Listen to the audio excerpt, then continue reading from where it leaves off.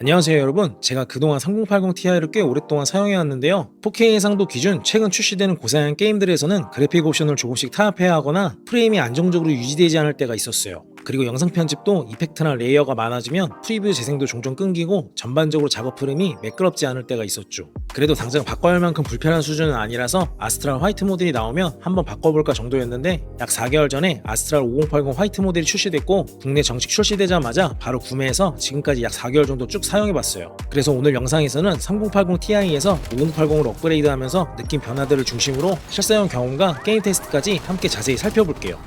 우선 에이수스 아스트랄 5080 화이트 제품 구성품은 그래픽카드 본체, 그리고 기타 다양한 구성품들과 제품 보증서로 구성되어 있어요. 그래픽카드 사이즈는 가로 357.6, 세로 149.3, 높이 76mm이고 무게는 2.88kg으로 제법 크고 꽤 묵직한 편이에요. 아스트랄 5080 화이트 모델은 전체가 화이트 컬러로 마감되어 있어서 올 화이트 시스템을 구성하려는 분들께 딱 어울리는 외형을 갖추고 있어요. 그리고 깔끔한 화이트 바디에 전면에는 절제된 RGB 조명이 들어가 있어서 과하지 않으면서도 아스트랄만의 고급스럽고 세련된 느낌을 느껴볼 수 있죠. 또 쿼드팬 구조와 육중한 히트싱크 덕분에 크기가 제법 큰 편이긴 하지만 튜닝 감성이나 비주얼 완성도 면에서는 화이트 감성 PC를 구성할 때 정말 만족스러운 제품이에요. 자, 이제 본격적으로 다양한 벤치 결과들을 함께 확인해 볼게요. 먼저 3D마크 벤치 결과부터 말씀드리면 파이어 스트라이크 그래픽 스코어 베이직은 66,114점, 익스트림은 41,704점, 울트라는 22,122점을 기록했고, 다음 타임스파이 그래픽 스코어 베이직은 3458점, 익스트림은 16,540점을 기록했어요. 다음 콜 오브 듀티 블랙옵스 6 인게임 벤치 네이티브 기준 113프레임, DLSS를 적용하면 124프레임까지 상승하는 부분을 확인할 수 있었어요. 최근 블랙옵스 7 출시 이후 특정 맵을 직접 선택할 수 없게 변경돼서 다양한 맵에서 비교 테스트를 보여드리기 어려운 점은 다소 아쉽긴 했지만, 그래도 템포가 빠른 고속열차 맵에서 측정해본 결과 평균 122.1프레임으로 측정돼서 풀옵션 기준에서도 굉장히 부드럽고 쾌적한 플레이가 가능했어요.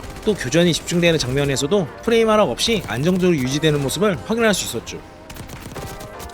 다음 새롭게 출시한 콜 오브 듀티 블랙옵스 7 인게임 벤치 네이티브 기준 102프레임, DLSS를 적용하면 125프레임까지 상승하는 부분을 확인할 수 있었어요. 실제로 여러 맵에서 멀티플레이를 진행하면서 프레임을 체크해봤는데요, 평균적으로는 약 120프레임 수준으로 꽤 안정적인 모습을 보여줬어요. 다만 전투가 집중되는 특정 구간에서는 순간적으로 80에서 90프레임까지 떨어지는 경우가 있어서 출시 초기 최적화 단계라는 점을 감안하면 앞으로 업데이트나 드라이버 개선으로도 충분히 보완될 수 있을 거라 생각해요. 그리고 개인적인 플레이 경험 기준으로는 이번 블랙옵스 7은 캐릭터 동작이나 움직임의 사실감을 이전보다 더 강조한 편이라서 기존 블랙옵스 6에서 느낄 수 있었던 빠르고 경쾌한 템포와는 다르게 전체적인 조작감이 다소 느릿하고 답답하게 느껴지는 부분이 있었어요. 또 블랙옵스 6에서 자주 플레이하던 고속템포 교전 맵이 아직 출시되지 않는 점도 아쉬운 부분이라 이번 블랙옵스 7 구매를 고민하고 계신 분들이라면 이런 템포 변화와 맵 구성 차이도 함께 참고하시면 좋을 것 같아요.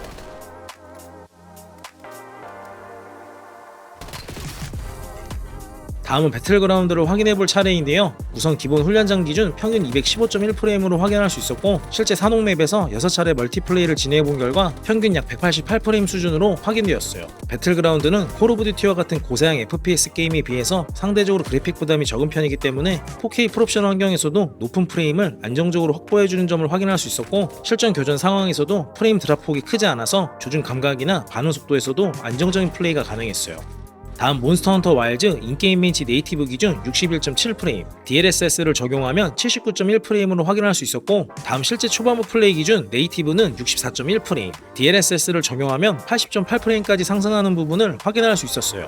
다음 사이버펑크 인게임 벤치 네이티브 기준 74.2프레임, DLSS를 적용하면 125프레임까지 상승하는 부분을 확인할 수 있었어요. 마지막으로 프리미어 영상 편집 작업에 대한 부분도 빼놓을 수 없는데요, 솔직히 3080 Ti로도 편집이 불편한 수준은 아니었어요. 다만 타임라인의 이펙트나 레이어가 많아지면 간헐적으로 프리뷰 재생이 끊기고 작업 흐름이 종종 끊기는 느낌은 있었죠. 그런데 5080으로 바꾸고 나서 현재 작업 수준에서는 그런 끊김이 거의 사라졌고, 프리미어에서 자잘한 오류만 없다면 프로그램을 재실행해야 하는 횟수도 확연히 줄어들었어요. 다만 인코딩 속도 자체는 테스트해본 결과 조금 의외였는데요, 3080 Ti가 7분 14초, 5080은 8분 24초로 오히려 기존보다 약간 느린 결과가 나왔어요. 이 부분은 아마 프리미어의 최적화나 드라이버 영향일 수 있고, 제가 사용 중인 코덱 기준에서는 세대 차이가 크게 체감되지 않는 상황이었을 수도 있을 것 같아요. 그럼에도 불구하고 작업 중 안정성이나 프리뷰 반응성 면에서는 확실히 개선된 느낌이라 실제 편집 효율에는 확실히 긍정적인 변화를 느껴볼 수 있었어요. 앞서 보여드린 벤치마크와 게임 테스트 결과를 종합해보면 3080 Ti 대비 특히 파이어 스트라이크나 타임 스파이 같은 그래픽 스코어에서 전체적으로 약 30에서 70% 이상 향상된 점수를 확인할 수 있었고, 배틀그라운드와 블랙옵스 시리즈, 몬스터 헌터 등 다양한 타이틀에서도 실제 프레임 차이가 꽤 확연하게 느껴졌어요.